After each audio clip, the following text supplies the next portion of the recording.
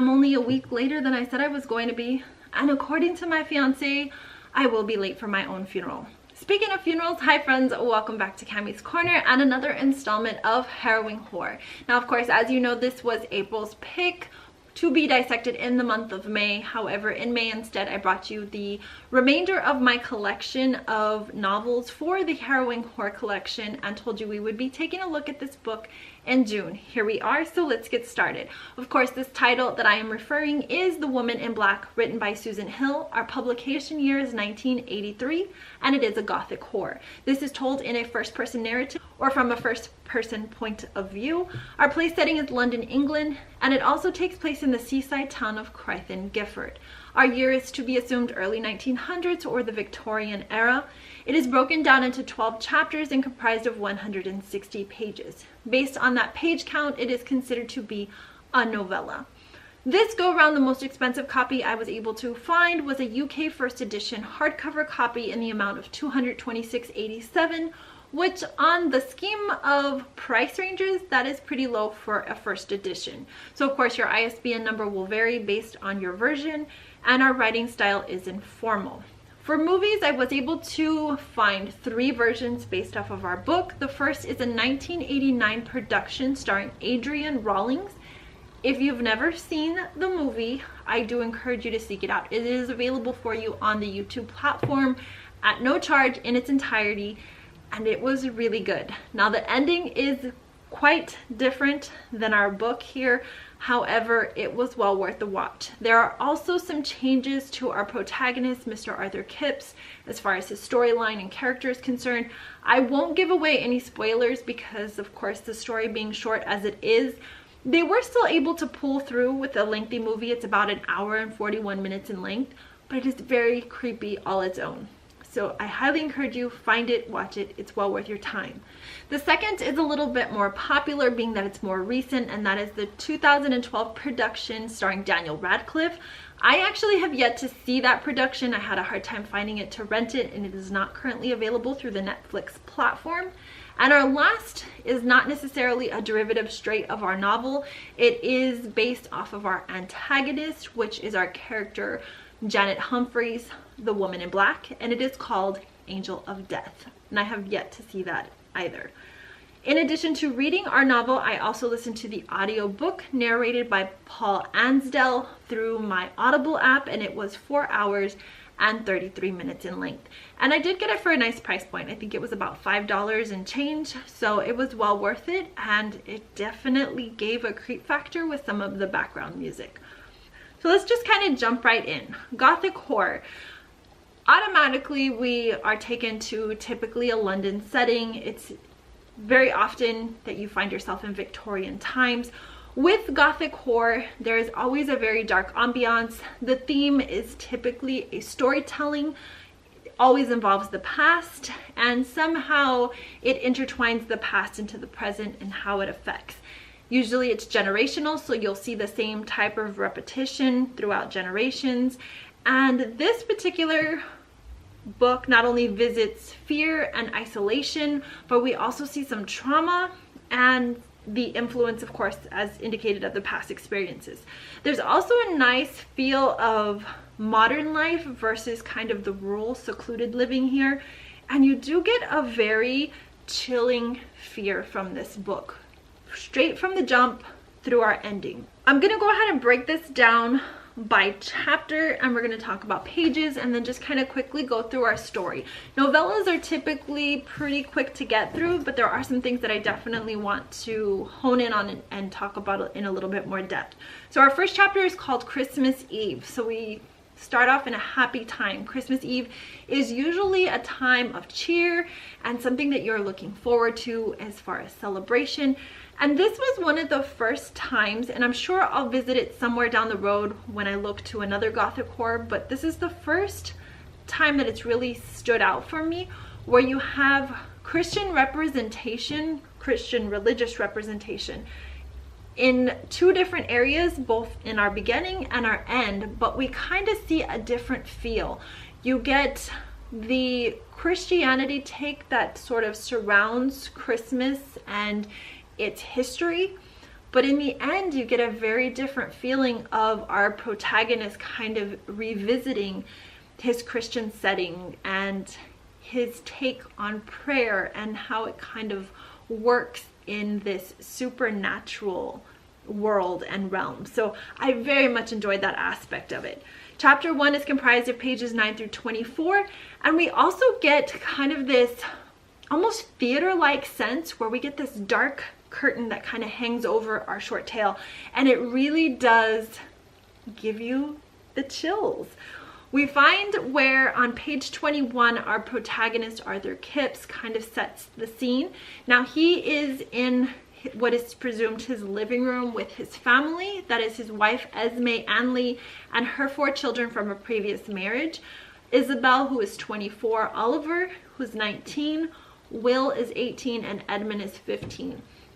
Now, Isabel is married and she does have 3 children of her own. She's married to Aubrey Pierce, and we're kind of getting a sense that this is surrounded by the grandchildren being very excited that Christmas is upon them, and our protagonist is trying to get into the Christmas spirit. He gives the very chilling feeling of kind of stepping outside from the family, enjoying the crisp night air, which kind of sets that dark mood a little bit further. But on page 21, he indicates and alludes to a story that he has to tell. So this pretty much sets our premise. I had a story, a true story, a story of haunting and evil, fear and confusion, horror and tragedy. But it was not a story to be told for casual entertainment around the fireside upon Christmas Eve. So you have one of the children that look to Mr. Kipps asking to tell a scary story. Now, traditionally in Gothic horror, surrounded in a Christmas ambiance, you do get where stories are told around the fireside. They are usually ghost stories. So this is no different, and one of the children look to Mr. Kipps to tell one of these stories. However, he knows his story is real. It is true. And it is much more than just casual entertainment. He decides to walk away and not tell his tale, and it is very apparent to his wife Esme that he was hiding this feeling, and so he tries desperately to kind of break that funk. In chapter 2, A London Particular, we break away from that modern and we take ourselves into a November time frame. So at first I was a little confused as to whether we were going forward or backward. Nonetheless, we still continue with that dark vision and enter in the fog. London fog is very typical, but when setting an ambiance for a ghost story, you definitely want that fog. So enter in the fog and Mr. Bentley. Now, Mr. Bentley is the boss of our protagonist, Mr. Kipps, who is in fact a very successful lawyer who just happens to have a haunting past that we've now been alluded to.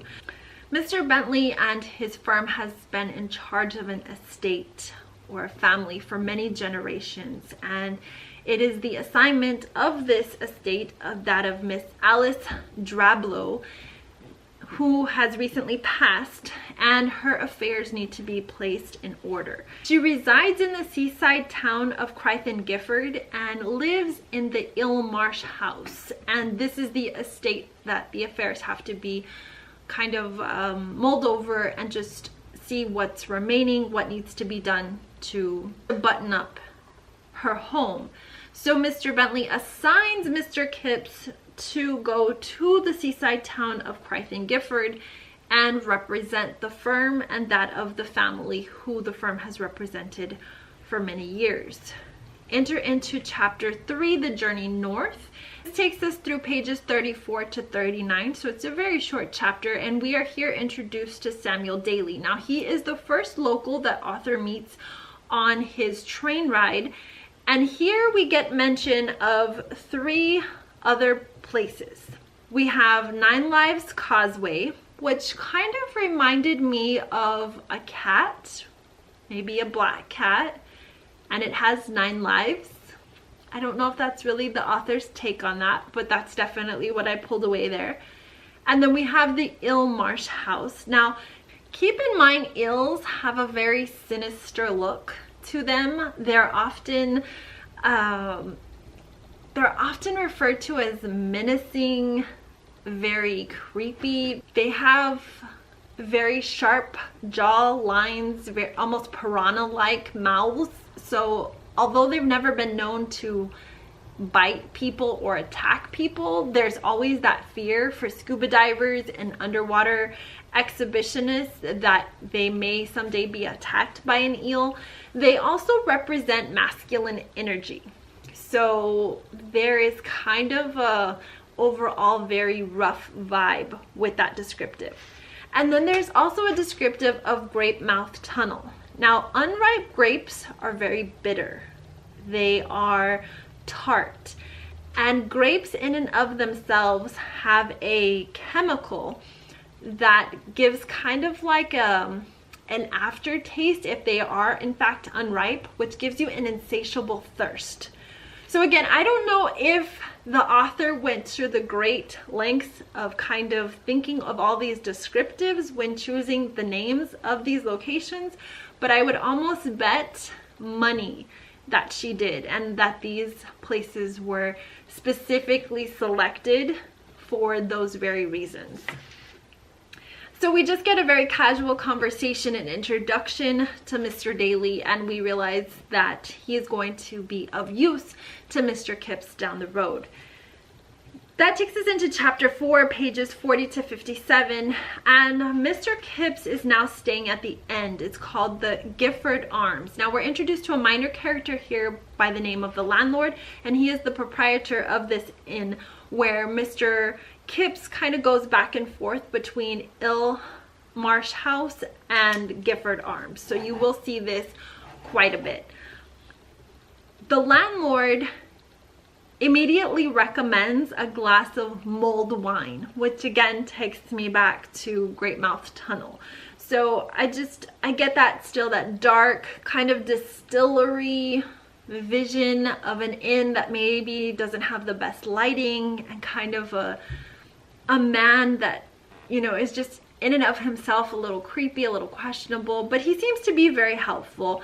And when Mr. Kipps falls asleep for the first time at this inn, he describes a dream where he is surrounded by warmth and softness, happiness and security, a small child in a nursery. So we get the feeling that there might just be a child involved here.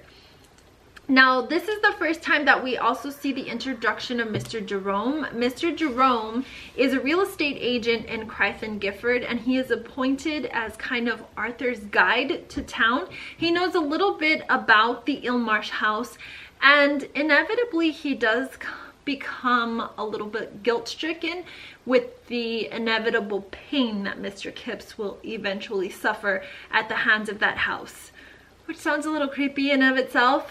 A house with hands. It is Mr. Jerome that actually will accompany Mr. Kipps to the funeral of Miss Drablow. And I think one of the reasons why I felt connected to this story almost immediately is, sadly, I kind of saw myself in Miss Drablow. The description of her inevitability, it kind of, I don't know, it just gave me a feeling like maybe that might be me someday, surrounded in all my piles of meaningless papers, holding on to receipts that mean nothing, and I'm leaving my affairs to someone to sort through with, you know, the question of whether they enter my house, will I have a dog or a cat that's slightly emaciated from a few days of neglect due to my death. I don't know. I just kind of saw myself in Alice for a moment. She was 87, which seems like a good age to die. I don't know. That for me was very, very connecting. I really truly felt connected to Alice in this story. I'm weird. I'm not like a cat lady or anything. I mean, I don't even own a cat anymore, but I presume I'll have one animal when I pass. There's my dark curtain for the story. Mr. Jerome, as indicated, does accompany Mr. Kipps to the church for the funeral, and this is the first time that Mr. Kipps sees the appearance of the woman in black. Now, because it is a funeral and the ambiance is typically very gray, very dark, the woman in black does not seem unusual. As a matter of fact, she seems to fit in quite well. He turns around in conversation with Mr. Jerome and notices her to the back of the church. He does make reference to her ensemble, that it seems a bit outdated, but you know, women have a tendency to hold on to clothes for a little bit longer than sometimes we should, so he doesn't really think much of it, but he definitely will look to reference back to this. He also references her bony hands, that she may have been a victim of perhaps starvation. She has very sunken eyes. She has a blue-white sheen to her skin and what appears to be like a gaunt disease. Now, when you have a gaunt disease, that's typically something that does set in either in your bones or causes some kind of a disfiguration. So he thought maybe she was a victim of smallpox, or perhaps maybe she was a burn victim, and so all of this is just the after effects of her kind of trying to shield that from the world. When Mr. Kipps does make reference to this woman in black, Mr. Jerome looks to him and almost becomes frozen in time for a moment, thinking no, there's no possible way that he sees this woman, and becomes very frightened all his own. Now, we also see the introduction of Ketchwick, which is the driver who is advised to not only take him to the church, but also to take him home for the day. So that is going to be back to the inn of Gifford Arms, and we will see Ketchwick in a few different settings within the story. He is essentially the driver that will take on a much more deep-rooted investment in this story. Now, Mr. Ketchwick does not have a car, so this is the first introduction that we get to the pony and trap. So pony, of course, is obvious. A trap is more like kind of a wagon without the cover, and you will hear this referenced in both present and past descriptives. So Ketchwick is advised to take Mr. Kipps from the inn of Gifford Arms to the Ill Marsh house to start his process and proceedings of locating some paperwork for Ms. Drablow and kind of go through her affairs. You can tell Mr. Ketchwick is not at all pleased with this request. However, he is the driver, so that is his job. So he gives him until 5 p.m. and then at which point he will be back to retrieve him. So he leaves Mr. Kipps inevitably at the house to begin going through her affairs. But upon his first arrival, Mr. Kipps does not enter the house. He suddenly feels very cold and he feels this sense of emptiness. So instead he takes a walk around the estate and again sees the woman in black from Miss Drablow's funeral. This time he has a clearer picture of what she looks like. So he then describes her skin as gray and kind of a fading light, the look of bone, which would indicate a very white, very pale look upon her, and also a look of extreme illness. So perhaps kind of death is upon her. Still, at this point, there is no supernatural connotation to this story, so he assumes that the woman has just simply followed him there, or perhaps she lives nearby the Illmarsh house. This time, however, he does indicate that he stared at her until his eyes ached in their sockets. That is creepy. I don't know if anybody has ever had a deep eye ache, but I could definitely relate to that. If you ever get extreme allergies and your eyes are so dry and so intense, you can actually kind of feel the sockets in the back of your head, and it is a really intense pain. He also indicates that her face had no expression. So she was just very dense, very cold, and her stare was just very intense. She also had a sense of desperation and violence about her. You could almost sense the hatred and the spite. So that is one angry ass woman. It's at this point that he says he starts believing in ghost stories.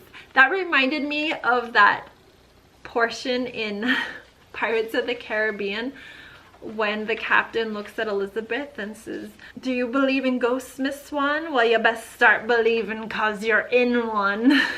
I probably repeated that to myself multiple times, but I'm like, okay, Cami, you've got to get on with the story. That takes us to chapter 6 called The Sound of a Pony and Trap. This is pages 72 to 83. And we open this chapter with Mr. Kipps describing a walk about the causeway path. He was awaiting the return of Mr. Ketchwick, who indicated he would be back at 5 o'clock to pick him up.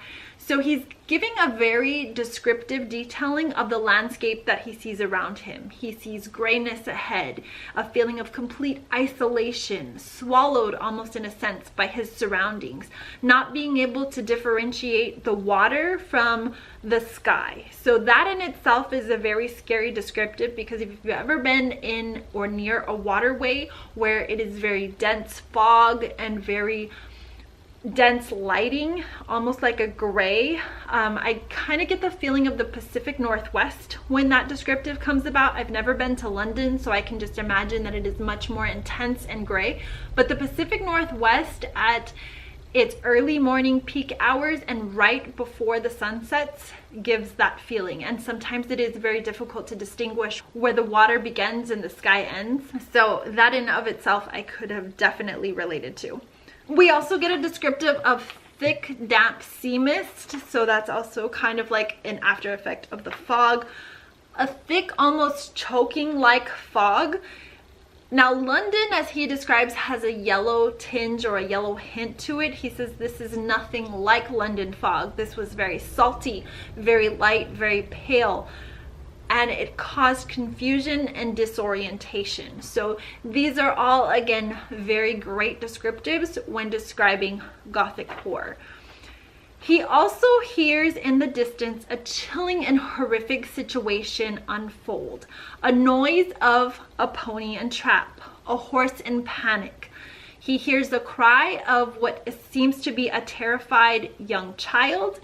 There is sobbing and crying. And then it's somehow as if the horse panics and goes off course. And from the sounds of the individual, the child, and the scream of what appears to be a woman, it sounds like it was dragged under in the quicksand, taken in by the water, and pulled out with the tide. He's looking, he can't see this, and he himself begins to yell because he feels helpless. He thinks this is actually going on as he takes in the sights of the estate. And then it's followed by silence, as if the pony and trap never even existed. So he's standing there questioning, did this even happen, or did I just imagine this? Was this just an after effect of my surroundings, or did this really just occur? So at this point, he goes into the house and uncontrollably sobs. He, for the first time, expresses anger against his boss, Mr. Bentley, for even sending him there in the first place. It's at this point that he believes that Mr. Bentley sent him because he himself was afraid to go there.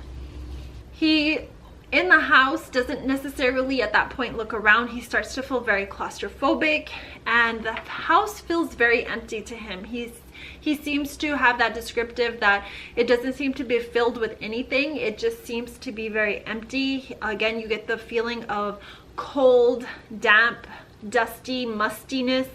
He does eventually get the nerve to walk around and checks all of the rooms, and he does see a collection of dust. He does get that musty odor. If a house hasn't been lived in for a while and there isn't some kind of airflow going through it, you will pick up the furniture smells, and if it is near any type of moisture, it will start to smell a little damp and musty in there, especially with the collection of dirt. All of the rooms are readily available except for one. He does come across one door in the house that is locked. There is no keyhole and there is no outside lock, so there appears to be no way to get into this room. Kedgwick, of course, finally comes to pick him up, and at this point it is almost 2 a.m. He does make his way back to Gifford Arms, which of course is the inn, and the landlord has told him to sleep in and that breakfast would be made readily available to him at any time. The landlord kind of gets a sense that something happened, that he witnessed something, that something occurred, and kind of, I guess, gets a sense of guilt, like he needs to help in any way he can. So this is how he sees that availability, by allotting Mr. Kipps to go ahead and get some rest. Now, Our protagonist, Mr. Kipps, does also say that although he could not see in the dark, he could certainly feel a presence, her presence. That takes us into chapter 7, titled Mr. Jerome is Afraid, and this is pages 84 to 93. Now, of course, as we indicated, he is the real estate agent in Crichton Gifford who was appointed as Arthur's guide, and he accompanied him to the funeral. However, in this chapter, we go back and forth between a conversation between Mr. Jerome and Mr. Kipps about Miss Drablow and the Ilmarsh house. It is clear that Mr. Jerome is quite terrified of the Ilmarsh house, and Mr. Kipps picks up on all of these emotions. He seems very out of sorts and decides then after this meeting to go on a bicycle ride. This bicycle ride takes him back in the presence of Mr. Samuel Daly and enter in the dog. Yay! This chapter is titled Spider. It is pages 94 to 101, and Mr. Kipps on his bike ride runs into Mr. Daly, who invites him into the home. There is kind of a discussion regarding his adventures up to this point, if you want to call them adventures, and kind of some of the things that he's seen and felt.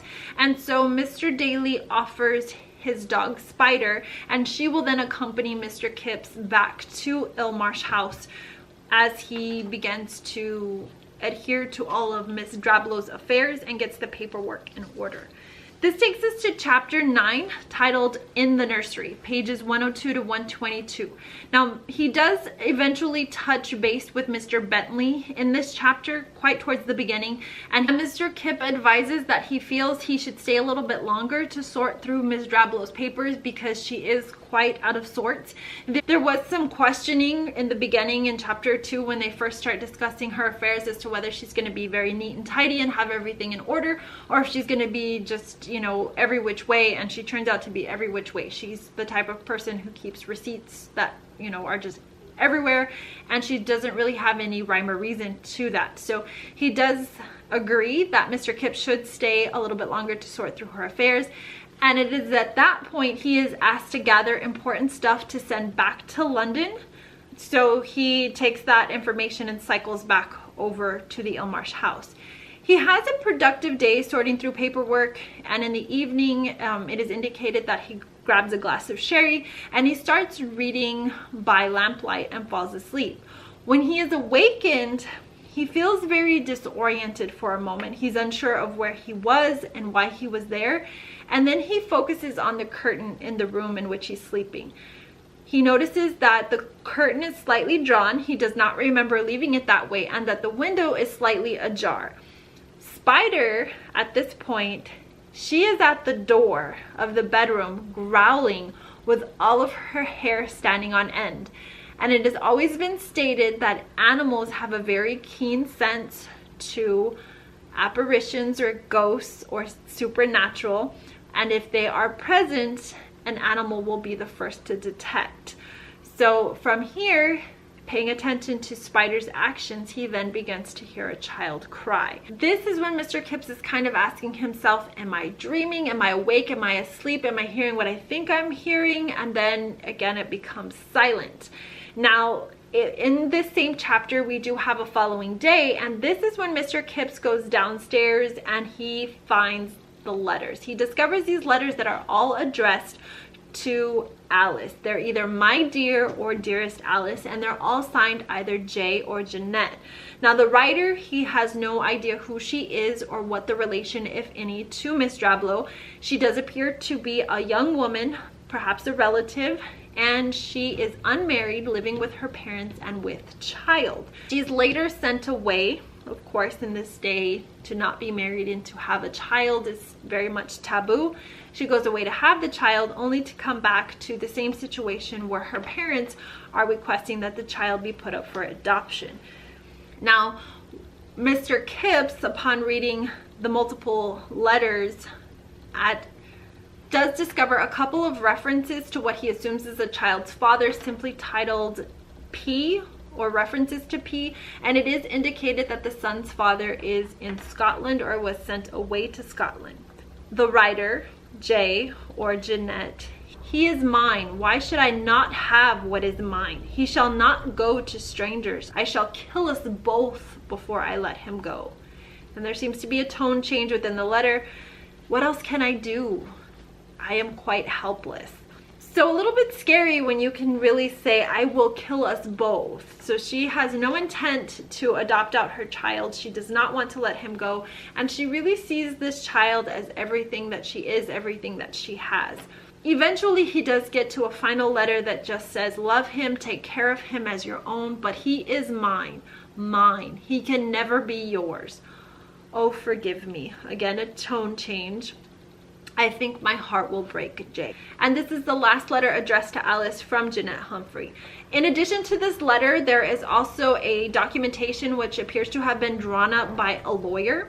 The document declares that Nathaniel Pierston, who is the infant son of then Janet Humphrey, was to become by adoption the child of Morgan Thomas Droblow of Illmarsh House in Crichton Gifford, and that of his wife Alice. So we are to assume at some point she just has to kind of give up her notion of being able to care for the young boy as a single mother or a spinster, and she does end up having to give it up for adoption. Now it is upon this discovery that Spider is once again at the door, and she is again growling. There is also a rhythmic, faint, repetitive bump bump and a pause, bump bump pause, almost like a knocking of sorts. And then again, we revisit the pony and trap sounds. So you hear this far distant pony freaking out, and it's like the situation is happening all over again. So at this point, Mr. Kipps decides to go out and examine and see what's going on. Is that really occurring outside? He looks out into pretty much darkness, doesn't hear, again followed by silence. So it's like a reoccurring situation that at this point he's questioning, is it really happening or not? At this point, he is alone in the house. It is just he and Spider. And so after going through the house, he comes to find that the locked door with no keyhole and no exterior lock has now been opened. It is discovered that this room is in fact a nursery, and inside the nursery is a creepy ass rocking chair that is rocking back and forth. Now there is a lot of descriptive as far as clothing styles of more than 60 years ago. There's toys, but he says that there is a feeling of emptiness, that despite all of this that is in this room, it is very cold, like most. This takes us into chapter 10, pages 123 to 132, Whistle and I'll Come For You. My heart beats in this chapter. Both Mr. Kipps and Spider are wading through the marsh and kind of toward what appears to be very dusk, if not the beginning of the darkened hour. Mr. Kipps was able to get both himself and Spider to a point where they kind of have that confusion of where does the land end and the water begin, as they're once again kind of exploring the landscape and these sights and sounds. It is here that Spider once again freaks out, follows these sounds, and takes off. So of course, Spider, not being his dog, follows after her and falls into the water. He was able to both save himself as well as Spider, kind of puts her in a chokehold and is able to get her out. But in saving himself from the marsh and the quicksand as well as Spider, he does catch a glimpse once again of the woman in black. So this really eludes me, now knowing the ending, wondering if in fact Mr. Kipps himself perished, if that would have been enough to satisfy her thirst to collect on this particular instance. But being that she couldn't collect the soul of that of Mr. Kipps or that of the dog, and being that neither of them are children, would that in fact have been enough? Chapter 11 is a packet of letters, and this is pages 133 to 153. Mr. Kipps then awakens to the light of a pocket torch, which would be comparable to a flashlight, and it is the flashlight of that of Mr. Daly. He then expresses to Mr. Daly all of that which just occurred with the marsh and him recovering through the quicksand and the rescue of Spider, and he has fallen unconscious. He does come to, and in this Mr. Daly has coerced him into the understanding that this is not healthy. He needs to come home with him and needs to recover.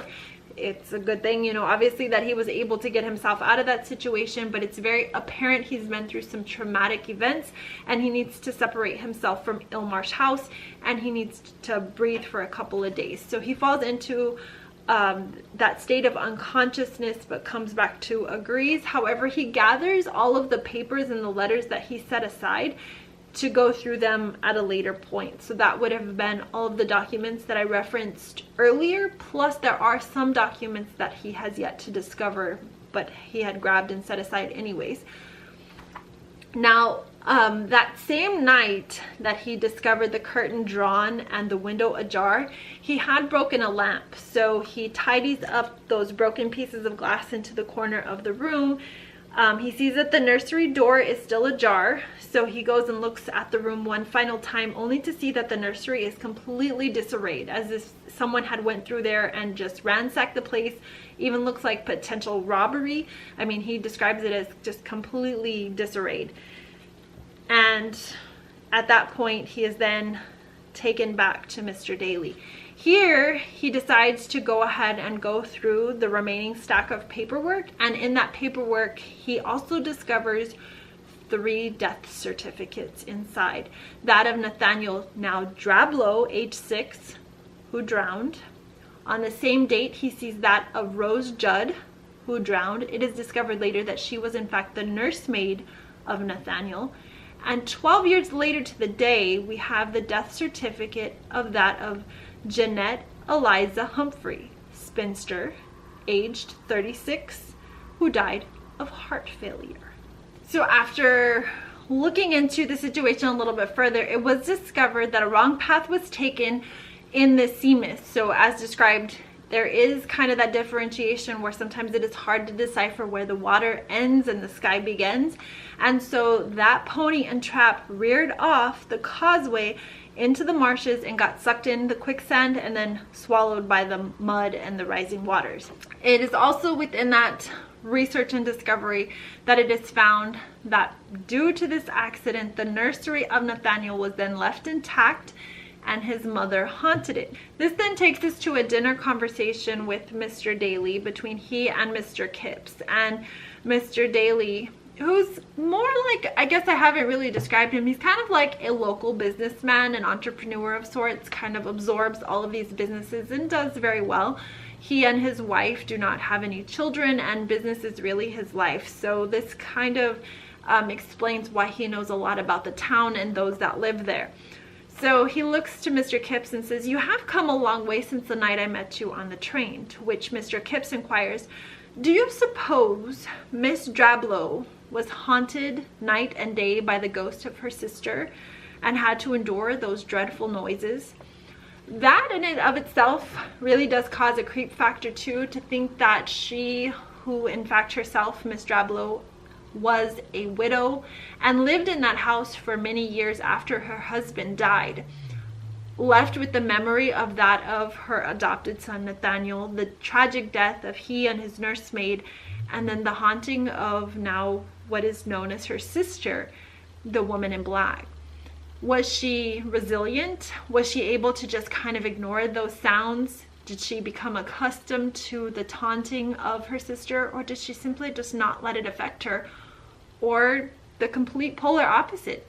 Was she even affected by this? So it really leaves you wondering that other side of things. You know, how was Alice affected? Was she affected? Because she lived to the ripe old age of 87. So if she was in fact driven mad, it took her decades to come to the point of insanity. She is, though, however, described as kind of a recluse, which is one that really ignores everyone anyhow. So maybe it really just didn't affect her. Perhaps that's why the woman in black lashed out at other people, because her intent was to seek revenge and murder on her sister. And maybe that just never happened the way she wanted it to. So to seek revenge for the death of her son, perhaps she looked to do it elsewhere. It was within this chapter we also discover that the driver of that fateful pony and trap accident many years ago was that of Kedgwick, and Kedgwick is also the father of young Nathaniel. So that also begs the question, was he ever really sent to Scotland? And why was there really no discussion or dialogue from him? Perhaps the pain was just too strong, and this was his way of coping and simply just moving on in life. This again, within this chapter on page 150, is where we see the re-reference to the Christian religion and the Christian church. And we have a realization from Mr. Kipps, who still acknowledges that he in fact grew up Christian and the religious type that prayed, but he felt that this was more of just a repetition of which he was taught. This is just how things work. And now he had an actual realization that there is a true battle of good and evil going on around him. And that within this war, within this battle of these two good and evil entities, we as humans, as man, must make our choices between which side that we choose. That is so powerful, because really, inevitably, that is the basis of Christianity. At the root of it all, there is an understanding that there is a battle for your soul, that there is a good and there is an evil, and they are at constant wits with each other for your soul. And it is you who have the power of choice to choose which side inevitably you are going to listen to and take heed with, and that is the side that you will inevitably release your soul to, because this is just a canvas. There is a soul within, and it is that soul that will release upon your death. That was extremely powerful, and that was probably the most prolific piece of Gothic fiction I have ever read. So after the conclusion of this reality and this conversation with Mr. Daly, Mr. Kipps attempts to make his way back into the dining room and once again falls ill. He falls into this state of unconsciousness, and he stays in that state for 5 days. Once he comes to, it very much leaves him very weak and very exhausted, and he still, within this period, sights visions of the woman in black. He hears this child still crying in the distance and the noise of the repetitive rocking of the chair. The evil never leaves him. There is a constant presence of the darkness of her, of the woman in black. He even references at some point that she is very close in proximity to his face, and he can feel her pressing upon her, almost in like a suffocating manner, but yet he can't speak because he is so exhausted and so weak. That really has a lot of references to modern day horror films, where you see those entities almost kind of like in the episode of Buffy the Vampire Slayer, Hush, where they have no voices and you have this very evil presence that is trying to steal your soul, and you have no way of fighting back because you are so weak and so exhausted. So this story was incredible on so many levels. That takes us to the finality of our story, the final chapter, and that is The Woman in Black. Chapter 12 is comprised of just 6 short pages, 154 to 160. And at the end of this 5 days of illness and exhaustion, his wife Stella comes to visit. Now, yes, that can be a little bit confusing because we opened up our story with his wife Esme, right? So Stella. Who is Stella? So Stella, the following morning we begin chapter 12, and Mr. Kipps and his wife Stella are accompanied to the train station with Mr. Daly. It is here that Mr. Kipps looks to Mr. Daly that should Spider ever produce any offspring, that he is guaranteed a puppy, to which Mr. Daly happily complies. Mr. Kipps notices that his wife Stella goes ahead with Miss Daly and they're chatting about, and so he knows that she's off in the distance and out of earshot. He looks to Mr. Daly and says, a child in Creth and Gifford has always died. He acknowledges, yes, to which he responds, nothing has happened. Mr. Kipps is almost awaiting a yet. Nothing has happened yet. But instead he follows that up with, maybe the chain is broken. Yes. But you don't get a sense of finality. You don't get a sense that yes, in fact, the chain is broken. So Mr. Kipps follows that with, my story is almost done. I want to pick up the book here and just look verbatim at that. There is only the last thing left to tell. and that I can scarcely bring myself to write about.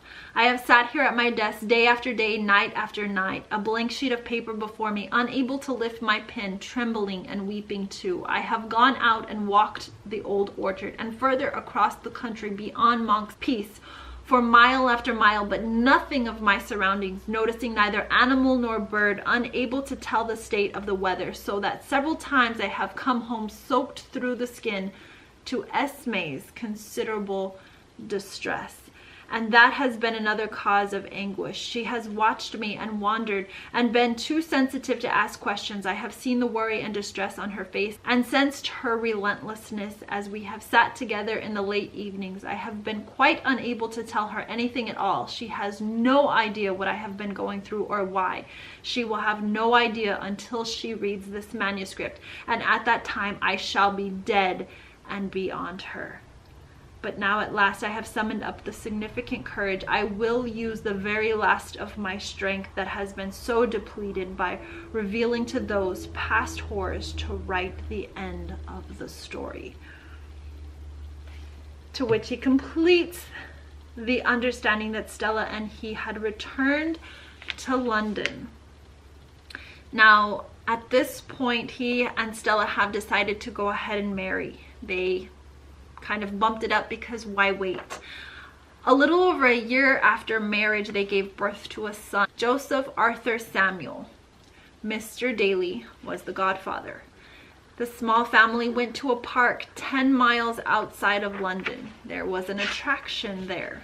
Two, as a matter of fact. One, a donkey to be ridden. The other, a pony and trap. Young Joseph, too afraid to ride the donkey, opted for the pony and trap. There was only room for 2 passengers, so Stella took Joseph, and Mr. Kipps watched.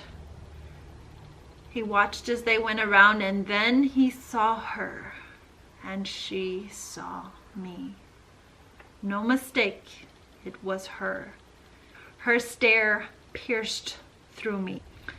They passed the tree where the woman in black was standing. She stepped in the pony's path. The animal swerved violently, eyes filled with fright.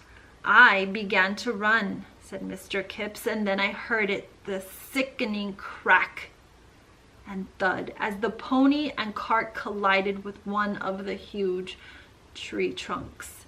Then silence. Silence like the marsh. The woman disappeared. Stella, lifted from the cart, was broken. Her neck and legs, though conscious. Baby was thrown clear against the tree. Another tree. Lay crumpled on the grass, dead.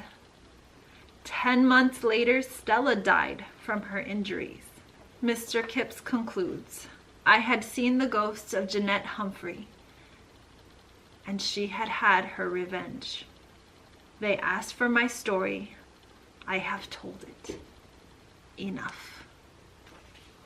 Holy crap. Chills again. Okay, that was fantastic. Overall, I give this story 5 stars. Let me tell you why. I have never read a gothic horror that has done what this story did. I feel that Arthur Kipps' narration of the fact that he was surprisingly level-headed throughout all of this trauma. Yes, there was a couple instances where he reacted emotionally the first time. He wept uncontrollably. But every time he came across something supernatural, something that he just could not explain, he had this amazing ability to just kind of talk himself through it and talk down the situation to get himself through. The continual unveiling of the woman in black. We don't get all of her at the beginning. We get her in gradual steps and phases. And in this story, we also get a closer and closer proximity until the end. We are almost there with her as he is describing seeing her for the final time as she comes to collect his child. We feel her cold. We feel her presence. We feel the chills. We feel exhausted. We feel completely helpless. We know what is coming. We did not see it coming. I did not see it coming, but it came and I was scared. I was frightened. Typically, I do not like Victorian settings because they take place in London, but this worked so well because you get the fog, you get the damp, you get the cold, and it takes us to this beautiful seaside country where you get a feeling of isolation and just this complete sense of a blanket of fear. You are alone, but you are not alone, not only with your story, but with the story of a past as you are trying to unfold these pieces. And as you discover all of these layers, you realize the tragedy that lies within, and yet Mr. Kipps still maintained this sense of level-headedness. This story also reminded me of previous gothic horror stories that I read, and why I very much appreciated this story was because of that cool, crisp feeling that Mr. Kipps maintained, that Susan Hill so eloquently placed throughout the story. This story was absolutely amazing. I loved it from beginning to end. If you have not yet read it for yourself, I highly encourage it. We're picking a new selection, and this will be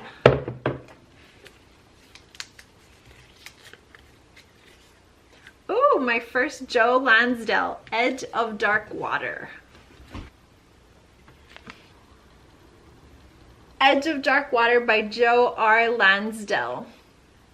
292 pages. This will be June's selection. We will revisit this in July. Until next time, friends, keep it creepy. I will see you real soon. Take care.